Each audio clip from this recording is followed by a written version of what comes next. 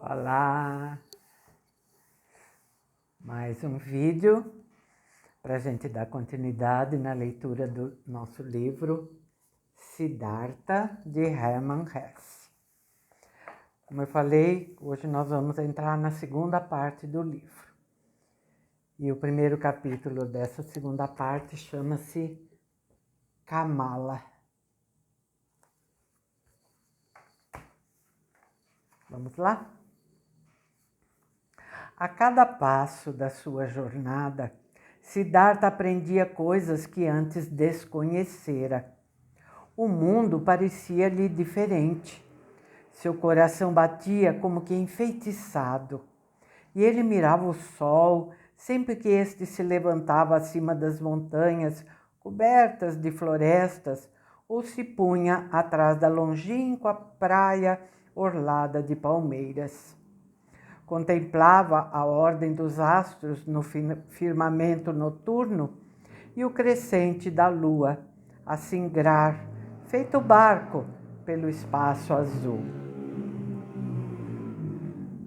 Olhava árvores, estrelas, animais, nuvens, arco-íris, rochedos, ervas, flores, arroios e rios.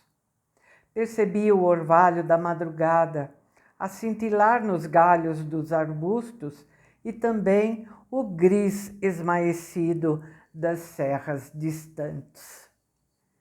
Cantavam os pássaros, zumbiam as abelhas.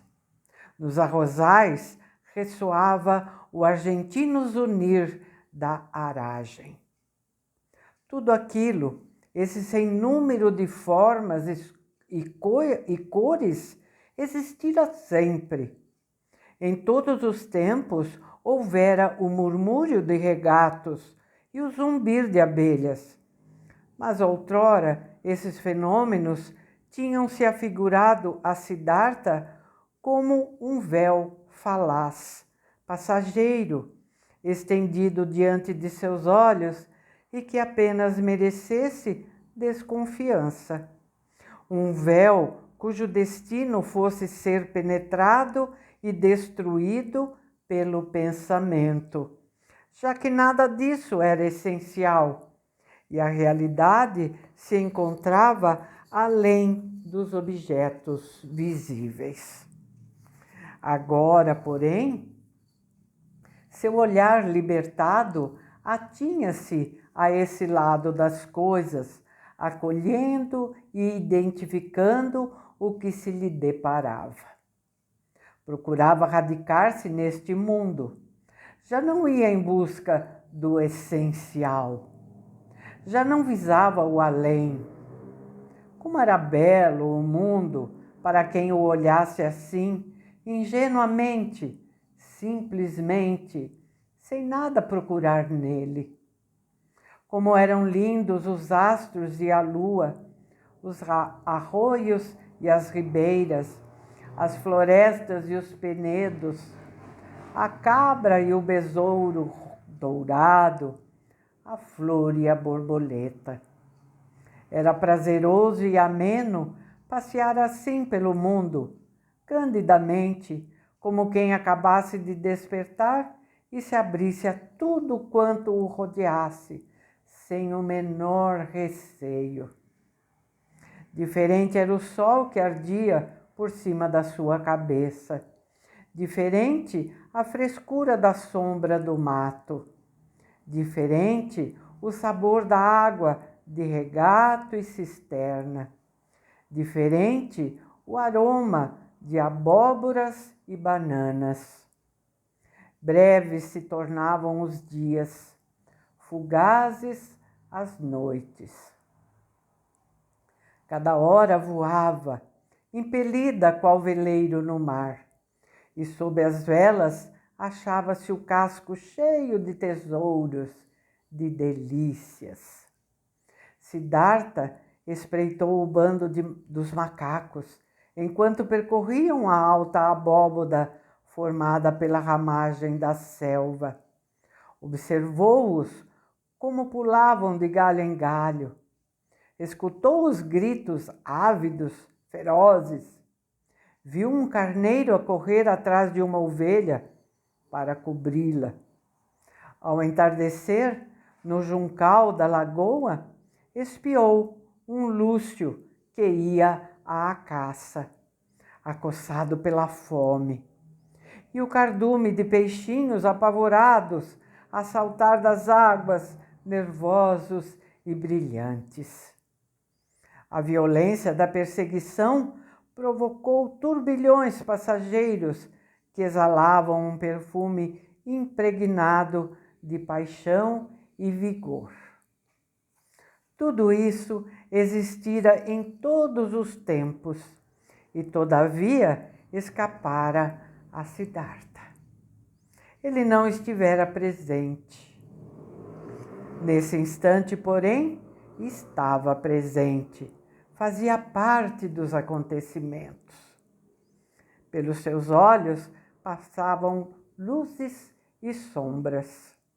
Os astros e a lua entravam no seu coração. Durante a caminhada, Siddhartha rememorou tudo o que lhe ocorrera no jardim de Jetavana. A doutrina que ali ouvira, o divino Buda, a despedida de Govinda, o diálogo travado com o Augusto.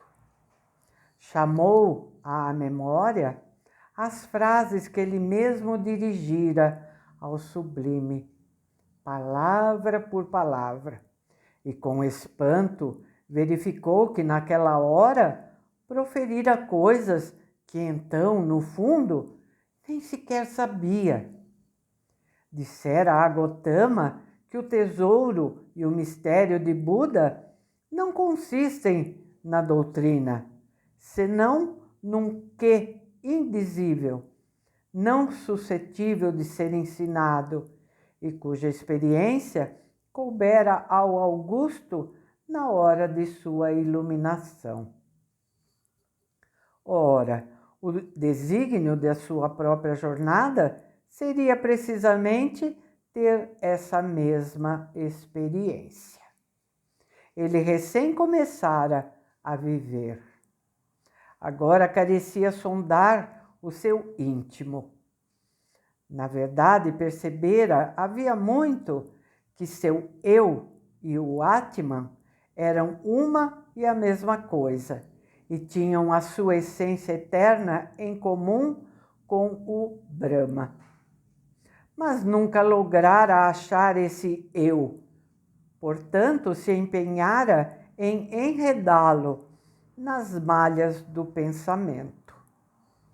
Posto que o corpo e o jogo dos sentidos certamente não fossem o eu, não convinha tampouco identificar com ele o pensamento, a inteligência, a sabedoria assimilada, ou, finalmente, a técnica de tirar conclusões e de tecer, à base de raciocínios feitos, pensamentos novos. Não, também essa esfera do espírito pertencia ainda a este mundo. Quem matasse o eu casual dos sentidos e, em compensação, alimentasse o eu igualmente casual do pensar e da erudição, não alcançaria nenhum objetivo. Uns e outros, os pensamentos, tanto como os sentidos, eram coisas bonitas. O derradeiro significado jazia, porém, atrás de ambos. Era preciso ouvir os dois, brincar com eles, sem desprezá-los nem superestimá-los. Cumpria despreender de tudo quanto dizia a voz secreta do nosso íntimo. Siddhartha estava decidido a aspirar somente aquilo que a voz mandasse perseguir. Não se ateria a coisa alguma, a não ser àquela que a voz lhe recomendasse. porque se sentara Gotama em determinado momento, na hora das horas, ao pé daquele baobá, onde lhe viesse a iluminação. Por ter ouvido uma voz a ressoar dentro do seu próprio coração e que lhe ordenava repousar na sombra dessas árvores. E ele, sem dar preferência às mortificações, aos sacrifícios, aos banhos, às orações, sem pensar em comer, beber, dormir, sonhar, obedecera à ordem. Tal obediência, prestada não a prescrições vindas de fora, senão unicamente à voz íntima, tal prontidão irrestrita era boa, era necessária, e o mais não tinha importância alguma. À noite, enquanto dormia na choupana de palha de um balseiro, junto à ribeira, Siddhartha teve uma visão. Aparecia-lhe Govinda, vestindo os trajes amarelos dos ascetas. Seu rosto parecia abatido, e em voz triste disse ele: "Por que me abandonaste?" E Siddhartha abraçou o amigo. Mas, enquanto o enlaçava nos braços e o estreitava ao peito, já não era Govinda a quem cingia, senão uma mulher, de cujo vestido saía um seio opulento. Siddhartha encostou a boca nesse seio e bebeu. O sabor do leite era doce e forte. Sabia a macho e fêmea, a sol e mato, a animal e flor, a todas as frutas, a todos os prazeres. Embriagava e provocava tonturas. Quando Siddhartha acordou, cintilavam as águas do rio, lançando um clarão lívido pela porta da choupana. Da selva ressoava profundo e distinto o grave chamado de uma coruja. Logo que raiou o dia, Siddhartha pediu a seu anfitrião que o conduzisse ao outro lado. Na jangada de bambu, o balseiro transportou-o através do vasto rio, cuja água resplandecia rosada à luz da aurora. "Que lindo rio!" disse Siddhartha ao companheiro. "Pois é", respondeu o balseiro, "é muito lindo. Prefiro esse rio a todo o resto do mundo. Muitas vezes escutei o seu murmúrio, muitas vezes observei o seu olhar e nunca deixei de aprender dele.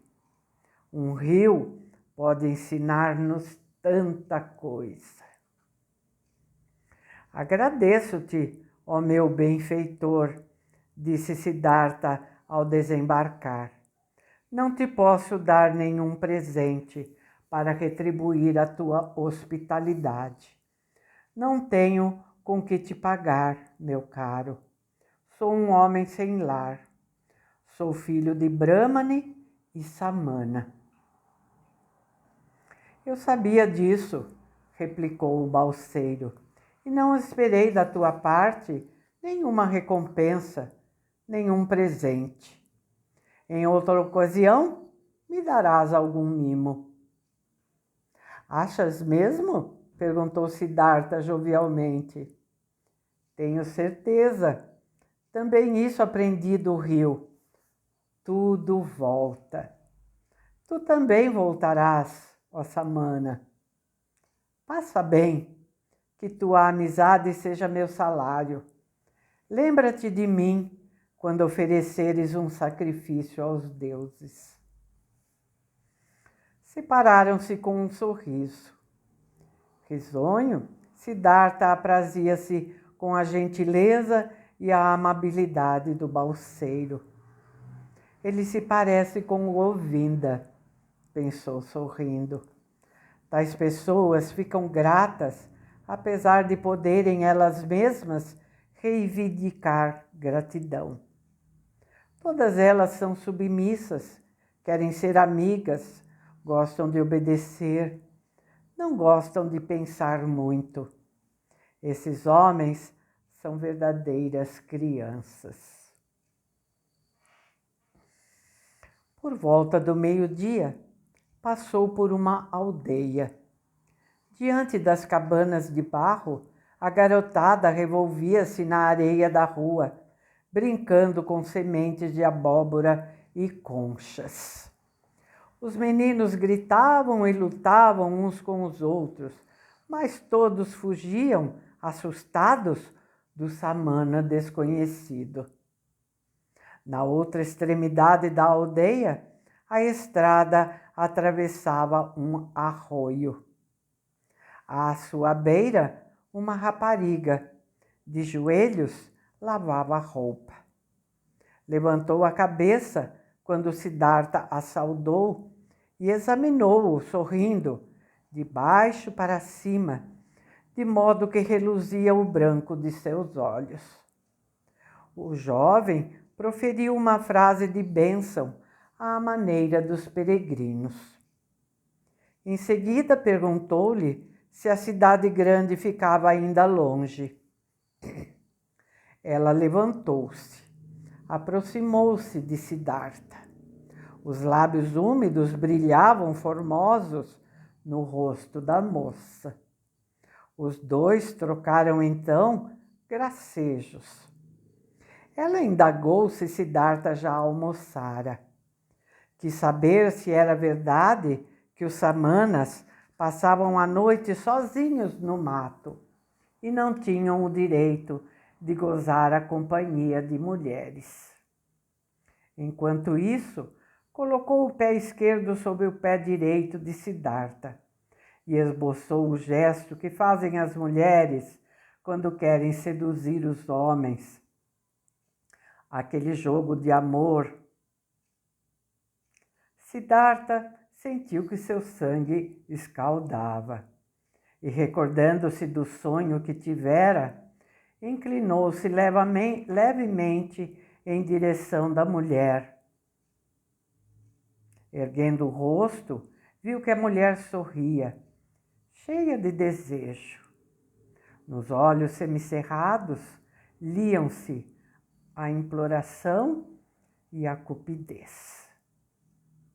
Também Siddhartha experimentava o mesmo desejo.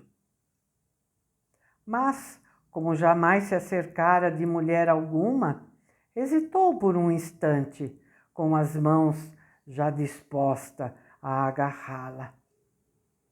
E nesse momento ouvia, estremecendo, a voz da sua alma, e a voz dizia: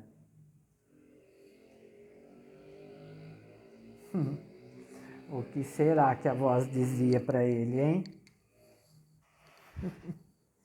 No próximo vídeo a gente continua a leitura e aí a gente fica sabendo. Tá bom?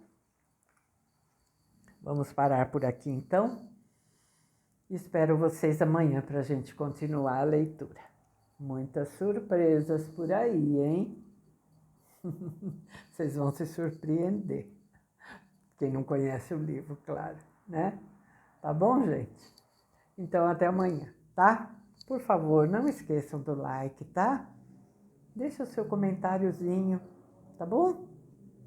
E vamos continuar divulgando esse canal, tá bom? Opa! Tchauzinho, gente. Até amanhã.